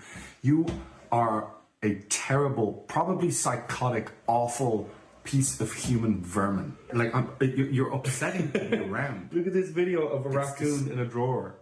Isn't it? Is that real? Yeah, I don't know. I think it is. Oh. Yeah. Oh, do you want to go to the cinema later? Yeah, that sounds good. Yeah, what's on? I don't know. Killian Sundermann, good morning. How are you? I'm good. There's nothing worse than watching your own videos with other people. It's horrible. You're kind of like, do they like it? Hoping someone... Is it funny? Is it funny? I didn't even think of that. Well, we were laughing away, so you're okay. Yeah, no, it had the desired effect. Is that a reflection of you and your sibling? Have you got a brother? Is that... Yeah, I've got 3 siblings. Oi, only 3. Okay. We're going to go 3 siblings? He doesn't give it away for free. Yeah, I guess, you got to work for it. A viral moment with Tommy Bell. You've enough viral moments. You've enough views. You're all right. Yeah, no, I mean, I just think it's very funny, the relationship with your siblings, in that you can kind of say whatever you want to them and it doesn't matter, and 2 seconds later you can just be laughing with them, and there's something really funny in that. Kind of like, you can actually say, like, you're the most disgusting person I've ever met in my life, and then they can say, hey, do you want to go to the cinema later? And you're like, yeah, I'd love that. Like, you kind of love them, but you can say, it doesn't matter. They don't care. You shared a room for your life. You don't care. Well, you grew up in a household where, you know, I have an Irish mother, and she's like a brick to the head with her bluntness, and then you've got a German father. Yeah. So you've got the straight talking from both sides, I would imagine. Yeah, well, I mean, it's funny because I guess I got to watch Irish people interact with the world, and then German people interact with the world, and it was all an Irish world, and kind of seeing that happen is quite fun. Like watching my dad interact with Irish society, it's a very funny thing, you know. Like, he will just say what he means, and we as a people can't really handle that. So, you know, let's say, you know, you're having food, you're having dinner at someone else's house, and someone says, Helmut, what did you think of the meal? He will tell them what he thought of the meal. You know, maybe with a bit of tact now, because he's lived here. He's essentially kind of an Irishman now. Okay. He's lived here longer than he's lived in Germany. So, I mean, it's really funny. Like, you might hear him talking about the GA, and there's nothing funnier than like a German accent going, oh, like Kilkenny absolutely took it out of Tipperary the other day. Oh, it's unbelievable. You should see Colmacooch Koopas. Yeah, you know? There's something really weird about like the German accent talking about Irish. I kind of feel like Toto Wolff in Formula One. That's what it is. Yeah, he's moved in. Mercedes have moved in. They've actually bought Carlo. Watch out. That would be amazing. It would be amazing. Oh my God, that's actually quite a good idea. You've come up with something there. With a German father, and obviously you grew up, or you were a young fella living in England, moved to Ireland. Like that must have been a culture shock, even trying to fit in primary school. I mean, I think I was like so young when we moved over, but I remember my mum saying that my brother Niels, he went into school with an English accent, and he was, I don't know, like 4 or 5 years old, and she said he came home that day talking like an Irish person. And actually I have an admission to make, because you can see this hat that I'm wearing. It looks like a regular... I mean, I'm obviously dressed like how everyone from the countryside dresses. Obviously. Yeah. Well, if you look inside the cap... Oh, it says, right. Oh, no. That the camera, You got that from home, the British flag. It says it's fabric woven in England. Okay. So there's a little bit of England still in me. It's not quite Donegal tweed. It's not. Okay. Well, but you've got the Aaron jumper. Exactly. To be fair, yes, that's a full-on Irish. It could be made in China. I don't know. I don't know how people are going to feel about the Union Jack being inside that, because Killian Sundermann, city boy, you have written a book all about the countryside. Yeah, I mean, I basically went to the countryside and I spent, you know, long days, weeks there, and I immersed myself for, you know, a short period of time, but a meaningful period of time. And I kind of I've rebranded now. I'm a countryside influencer. I know everything about the countryside, and I thought I'd put it into a little book and let anyone who doesn't know about the countryside just like, here's the book, you read it. And I know everything about it now. I mean, Tommy, I know you grew up in sort of a rural area. I did, yeah. Yeah, well, country, yeah. Yeah, but leave it to the experts to write the books, okay? Yeah. So what did you learn?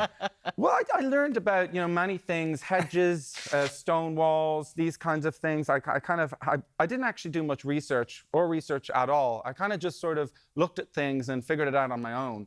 I just driving through. We have a video that I think explains it even better. Let's take a look. Countryside. Amazing. Explained. Water is a bit of a thing this year. It's like you just look like a long puddle and you're going to regret this next year. Just don't do it. You can see here a beautiful example of a raised ditch. I have heard some people recently calling these paths. I wouldn't pay any creed to all that modern terminology. That's a raised ditch. You always end up in a ditch. It's never a place you intentionally go to. It's not like, hey guys, we're going to the ditch. Hey Killian, we're going to the ditch. All the popular people are coming. Do you want to come along? We're all going to the ditch. Killian, do you want to come with us? We're the popular people. We want to hang out with you. So that's countryside living. That's exactly what it's like. That's exactly what it's like. Agree, Tommy. Listen, do you know, I just wish, because we had Ellen and Joe O'Neill, who are actual farmers, with us earlier on, talking about their YouTube series of the farm, and I'd love to get their opinion about the ditch. Yeah. Well, I mean, if you're looking for the more sort of scientific kind of, I guess, school approach, they probably give you that kind of thing. But if you're looking for a more abstract kind of completely factless nonsense that's coming from a man's head, this is what you're looking for. This is the book for you. Country Fail. Country Fail. Yeah. Can you tell me now, if you were walking down the road, would you know what sort of winks? Can you tell the difference between country winks now? Well, it's all in the book, but there's sort of like a dictionary of how people from the countryside communicate with each other. And people think it's words. It's actually not words. It's the unsaid things. So you might notice, like when you're driving around in the countryside, people lift the finger. You might think, oh, that's just hello, but there's an entire dictionary involved with this kind of thing. So for example, like a wink, like that's sort of like how are you getting on. Raising your finger at a half pace, that's actually Shakespeare's soliloquy of Hamlet. If you wink with the left eye, that's actually the I Have a Dream speech from Martin Luther King. So there's a lot of things that people don't understand. Wow. The countryside that I've figured out just by walking around and looking at it. Like even just a couple of days in the country, you're able to pay. Like you have a real talent. Honestly. My goodness, this man. We should get you to space. Imagine what you'd find up there. Well, that's the next book. That's the next book. Right. That's the next book. You're also going to be going out. You're touring again. This boy is cracking up. I think you've got the countryside isn't also a big effect on you. Phil Lynott. Yes. Has been a massive Yeah, well, on your life? I actually took my confirmation name after Phil Lynott. Oh, there's that. See, this photo you've got here is actually me attempting to look like Phil Lynott. Yes. But the general consensus seems to be that I look more like a sort of Scandi noir detective showing up to a small town where I guess someone's been brutally murdered. I was going for cool rock star, and I'm kind of getting, Olaf's son. Where is the body? You could be on the bridge, but yeah. no, yeah, I'm doing a run in the Dublin Fringe. Starts, I think, what is it? The 16th of September in the Smock Alley. I think there's some still tickets available on the Smock Alley website. It might say sold out, but if you go to the Smock Alley website, you can get tickets. And that's kind of about me growing up wanting to be a rock star, but then ending up, I guess, a guy who makes little videos online. Published author. Published author, of course, yes. And of course, podcaster as well. You've got the podcast with the boys, young, hot guys, of course, as Beautiful. well. Are Tony they going to bring Caldwell out and a Shane book, Danburn. or are you going to, are you just going to take them piss out of us all the time? I don't know what you're talking about. Your own morning television show, yes. No, I guess Tony and Shane, I mean, this is published with Faber, who obviously they published Seamus Heaney, Samuel Beckett. I don't know if Tony and Shane are really at that level yet. Yeah, you're kind of at a different level. They're more like podcaster kind of guys. I obviously have that other feather to my bow where I am a man of words. I'm someone who has, knows the alphabet inside out. So, I mean, that's kind of more my thing at the moment. Maybe I could give them lessons, maybe like writing classes. Maybe they could do a haiku or something like that, but I wouldn't give them more than 14 syllables. You can't give them more than that. Next pod. Yeah. I'm quite interested because I'm sure that Shane and Tony probably have book deals ready to come out for Christmas at this stage. I'm worried they won't want to be on a podcast with me after. They might kick you out this week. Sorry, guys. Michael Fry is standing by, ready to swoop right in there. Michael Fry is standing by. The book is called Country Fail. It is by Killian Sundermann, and it is an absolute delight. Zero research, I think is what you said, has gone into it. Zero research. Please enjoy. Fantastic. Killian, thank you so much. Where can people find you online? What's your handle? Killer Sunday. Killer Sunday. There you go. Get yourself over there and have a good laugh. Very Can't funny. wait until he takes over the Carlo team. It's going to be amazing. It's going to be amazing. Thank you, Killian.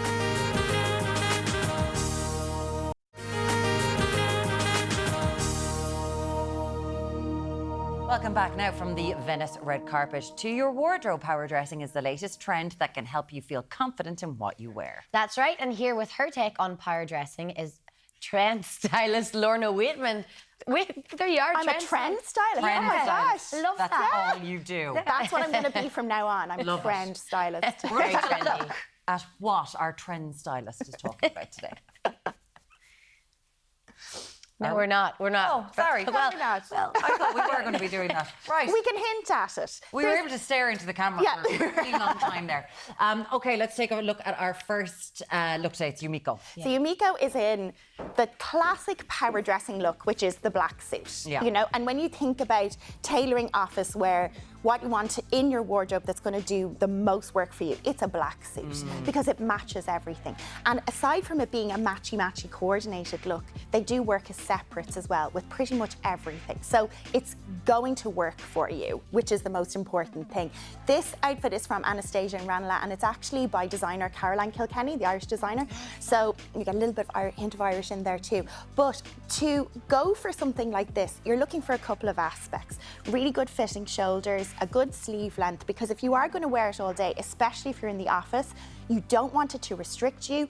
You don't want it to either, have too long a sleeve on it where you'll be pushing it up all day. So fit is actually really important with this. Beautiful, and you've got a gorgeous pussy bow blouse. We saw Susanna Reid come back from her holidays and wearing it on Good Morning Britain yesterday. Isn't it? It's absolutely lovely. And actually the sequin is to kind of lift it a bit. So if you're going from, let's say, your office and you're going out, this is the evening style bag. So it's to kind of show you that you can really transition your outfit from that office look into post-office or post-day, which is really good too. The black trouser, these have a slightly straight leg to them. So you're going to have a little bit more volume down your hips and right down to your foot as well.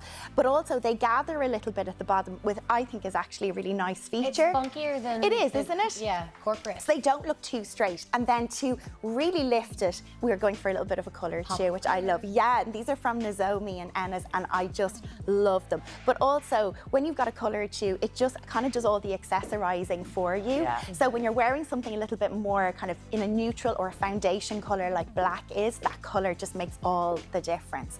So this is like a little kind of, you know, hybrid between office wear, corporate look, and something you could possibly wear at the weekends as well. And some people don't like mixing and matching their weekday and weekend wardrobe, but if you do, I love this look. We're very much getting into coat season, which I'm really excited about. And this coat is from On Trend. It's oversized, so you'll notice that it slopes down off the shoulders. It's got a little bit more of a cocoon fit. So by that I mean it kind of blouses out and gets a little bit of volume around the waist. Is it a brown or a black stitch? It's brown. Oh yeah, it's yeah, lovely. it's kind of brown and cream, which is Yeah, lovely. really It's nice. also double-breasted as well, so you've got the little button on the inside. But it's great for layering knits underneath. So if you don't want to go for the kind of shirt or the pussy blow blouse, you can go for a knit, which is lovely. So we put this little jumper underneath it. And then the skirt is great because it picks out that nice cream stitch in the coat. So there's a lovely kind of blend to it as well. But the shape of this skirt is great because it's kind of a fit and flare. It kicks out, there's lots of movement. So it's really great for this time of the year, but great with knitwear as well. And then, aren't the shoes? I'm wearing the burgundy version of these as well, and they are fabulous. They're very, very Gucci inspired, but they're absolutely beautiful. The patent is, I love patent shoes. I absolutely love them with a look as well that tends to have more matte finish. Gorgeous. So knit, wool, the shiny bit is just absolutely Are they fab. comfy though? They're very comfy. Okay. Very comfy. Square toe is a great comfort factor. Cool. Audrey's here. So Audrey's here in a look that if you don't want to go for the full tailored suit look, you can actually create a suit with contrasting colours. So you'll notice the jacket is blue, we've got navy trousers, so it's kind of matchy-matchy, but there's a little bit of point of difference with it.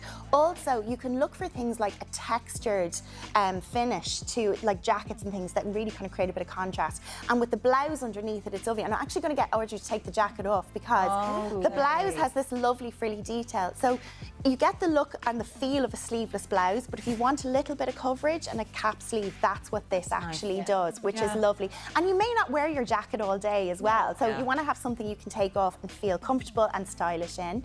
And then these are a really lovely trouser, kind of cigarette style. So by that you mean kind of slim fit, but straight in the same width the whole way down. And these are from On Trend as well. And they kind of finish as an ankle grazer, so your footwear kind of come into their own here. And these are a lovely slip-on. There's just a slight strap on the front of them as well, and a really small heel. So if you are commuting, you won't need to be doing a shoe change. So these ones are really comfortable for walking as well. Absolutely gorgeous, Audrey. Thank you so much for that.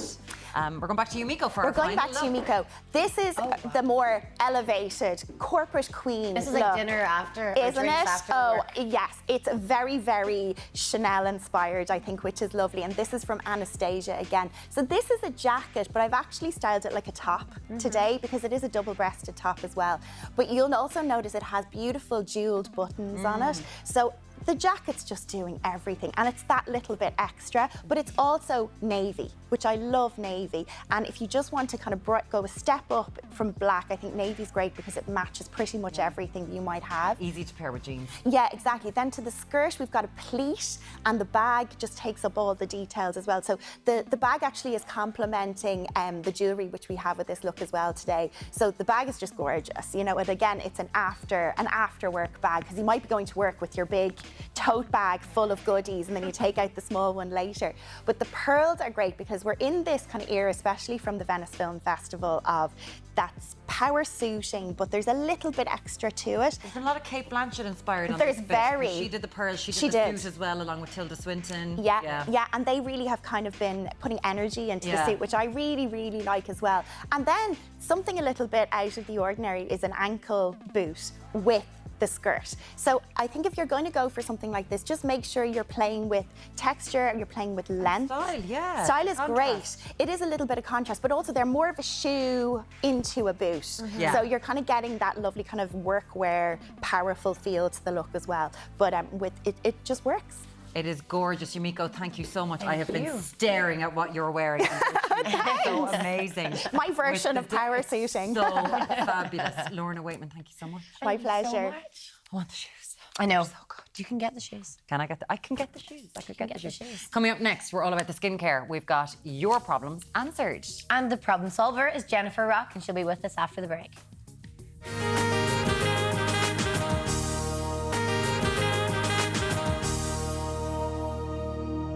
Welcome back. Now, there is never a skincare solution that she can't find, but we still love to test her skills all the same. Joining us to impart her beauty wisdom is Jennifer Rock. Hi. Impart upon us. Impart upon us. It is lovely to have you here, and people have been sending in questions for quite a while about this. We're going to get straight to it. Okay. Ellen, this is one we're all like, can you actually reverse the signs of aging, or is it all just marketing? It's such a clever question. So firstly, I'd say that unfortunately skincare can be a lot of marketing, but there is a lot of credibility and it is a science. So it's a bit of column A and a bit of column B, and it does depend on the brands that you work with and use and enjoy.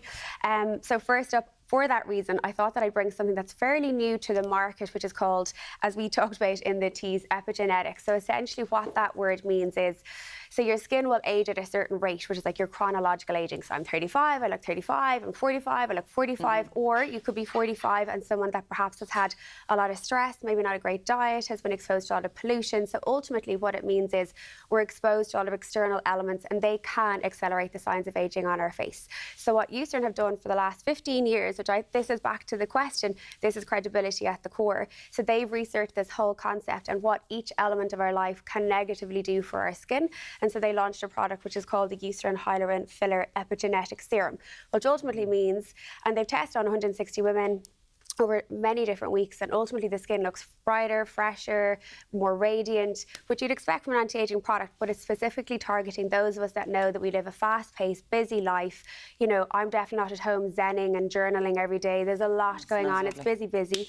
Beautiful sensation, but the clinical trials show that it will help the rate at which you're aging so beyond it helps your age. the rate, but let's be honest, you're not, if anything that's on your face, bar, you know, filler, Botox, whatever, you're not taking those wrinkles away.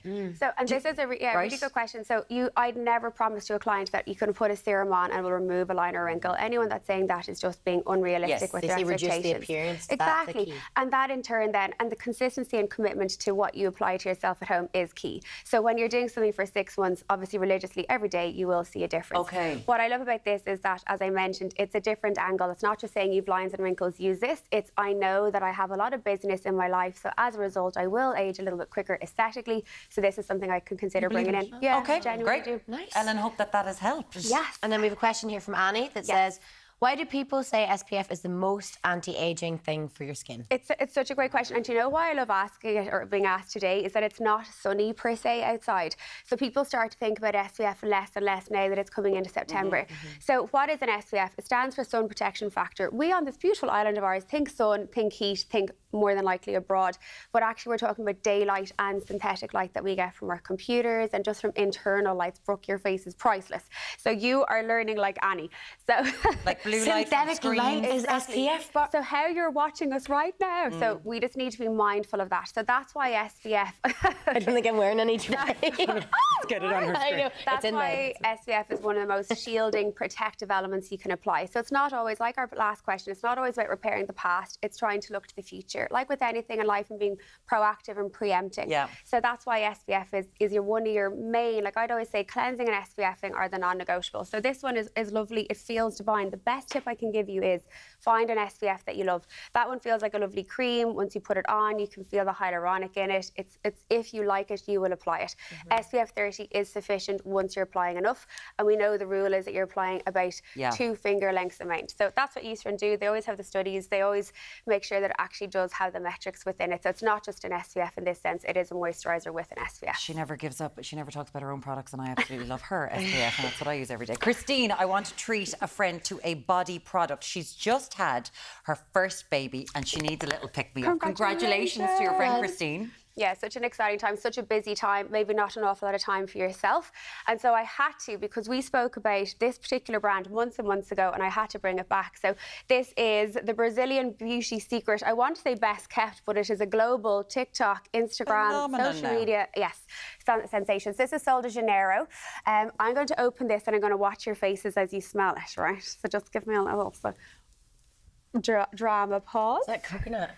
Isn't it divine? That's amazing. Absolutely divine. So I'll talk about the concept. Sorry, and actually have a little spray of this as well. while Like we're that at is it. lovely, and it's creamy and it's beautiful. Yeah, so this is their scent. This has gone extremely global. I love that. It is I personally absolutely love divine. that. There's like You're a not black currant as into it. No, I'm not. Really? Okay, so Sweet, this. but you maybe don't like the sweet. Yeah. So going back to Christine, who's looking for her friend, I think this is a beautiful product to apply. So what's in it? There's a really famous ingredient called guarana extract, which is essentially like a caffeine extract. So when you apply it, and people call it bum bum cream, I feel the need to let the nation know it is boom boom cream because it's from Brazil. I'm still calling it bum bum. Well, you can if you love that. Boom boom is how they say When you're applying it, I will admit this, I thought it was for my bum. It is not just for your bum. You don't have to love your bum. You can call it the knee cream, but it is boom boom cream. So essentially, You don't have to love your bum. But it's nice if you do. Love your bum. But it tightens, it tones, it helps the texture of the skin. It smells beautiful. So for Christine, that's buying something for a friend or for herself, it's a gorgeous product to apply. You will see a difference. The skin looks really bright, and that one is, I suppose, they're all about their scents, their aromatic element to it. This is like a hypnotic fragrance. So either or would be a beautiful gift. It might be the sort of thing that you'd buy yourself. Exactly. Lovely. Exactly. Now, Irene says, I wear contact lenses every day and I can't find a cleanser that doesn't affect my eyes. What would you recommend? Oh, so I wore my contacts all day yesterday, so I absolutely feel you on this one, because your eyes at the end get quite tired, fatigued, and then you feel like you're irritating your eyes by cleansing at all. So I do tend to lean on Dr. Hauschka for anyone that has quite sensitive, irritated, inflamed eyes, skin in general. And so this cleanser is ideal. It's suitable for the eye area. It's ophthalmologically tested, dermatologically tested, which basically means it's suitable for the eye area. So it's an eye makeup remover and cleanser in one. And it's so calming. So calming. So it's for your mascara and everything. I didn't realise that, because it's a gorgeous cleanser. It is a beautiful cleanser. It generally is. It has jojoba, it has almond oil. So if you think about those ingredients, they're really calming, really nourishing, beautiful to take off any mascara or no mascara. And there's an ingredient in there they've had in it for, God, 4 decades now, and it's called antilysis, and it's just extremely gentle, so calming. So if you've just taken your contacts out, your eyes are tired, you want to mind yourself, you also want to be thorough with your cleansing, it's a great one to consider. Gorgeous. Irene, there we go. beautiful Hope product. that helps, and it's gorgeous. Beth, I've heard so much about people now. Right. Yes. I've heard so much Delve about in. people taking hydrolyzed collagen. Lots of influencers are at it. Yes. What does it actually do for the skin? I have never. What is it? I've never even heard of this. So Hydrolyzed collagen. Hydrolyzed collagen is essentially collagen peptides. So hydrolyzed collagen is, so this particular brand, and the reason why this lady is saying about a lot of influencers, Spencer Matthews, shout out to that beautiful human, he just ran 30 marathons. Unbelievable incredible, what he for did. charity. But he claims the reason he has a lot of energy is down to this. When you're exercising, when we're aging, collagen breaks down at a faster rate. Yeah. So when you take something exactly like this, so this is Ingenious Life, this is their Ingenious Beauty capsule, it has hydrolyzed collagen at the correct level of clinical levels inside. When you take it, so it's a capsule, when you take it, it's actually a patented formula, which means when you consume it, you just take it with a glass of water in your morning day to day, it actually doesn't. So what I'm trying to say is it actually does absorb into the system. And why I say that is often when you take collagen, it's quite a large molecule. It can be broken down aggressively by the enzymes in your stomach, as your digestive enzymes are supposed to do. But this has the ability, when you take it, that it actually will allow the collagen to be distributed throughout the body. So it helps your joints, it helps with exercise, back to the Spencer Matthews piece. Trini London is a big fan of it. Seriously? That woman is aging backwards. She's Yes, like she Benjamin is. Button. So if those people are role models for the brand, huge belief in it. But for me, why I believe it is that it's no claims, it's all clinical data. You can look on their website. They actually challenge you to a 90-day trial to see a difference. So does it help the youthfulness? Yes. Does it help with the... But it's about the insides as well, the joints. Exactly. Okay, exactly. fantastic. Exactly. Very, very, very quickly. And Yeah. you've brought some bits in, and this is for busy mums back to school, make themselves feel a bit better. Yeah, so again, back to that gifting piece, so many of my friends are having their little people back to school, and it's a hard time for the mom or the dad or whoever the parent is leaving it off. So first up, I have Laneige, which is the most trend-driven TikTok product at the moment. Have a little feel. This is a sleep mask, so you drop the kids to school, you come home, you're feeling a little bit, your day's different, they're crying, you're upset, or whatever's going on, put it on. This is a berry mask, vitamin C, really hydrating, coconut oil in it. It is divine. Do it at night time, or you could do it. And she's got eyes there as well, but we do unfortunately have to go. This woman is getting married legally on Thursday. Look at her, she looks fantastic. Legally on Thursday, the big wedding others, as always, Jennifer Rock from the Skinner. Thank you so much. Thank you. Mwah. We love you so much. Doesn't she look fantastic? Tommy, what's coming up tomorrow? The very best of luck tomorrow, Jen. Thank you so much. I need some of those eye masks as well. Owen Corrie tomorrow is going to bring us the latest news from the travel world. We're going to have loads more, including Ireland's most notorious criminal. A new book about criminal cases. Lots more. We'll see you from 7. Have a great day.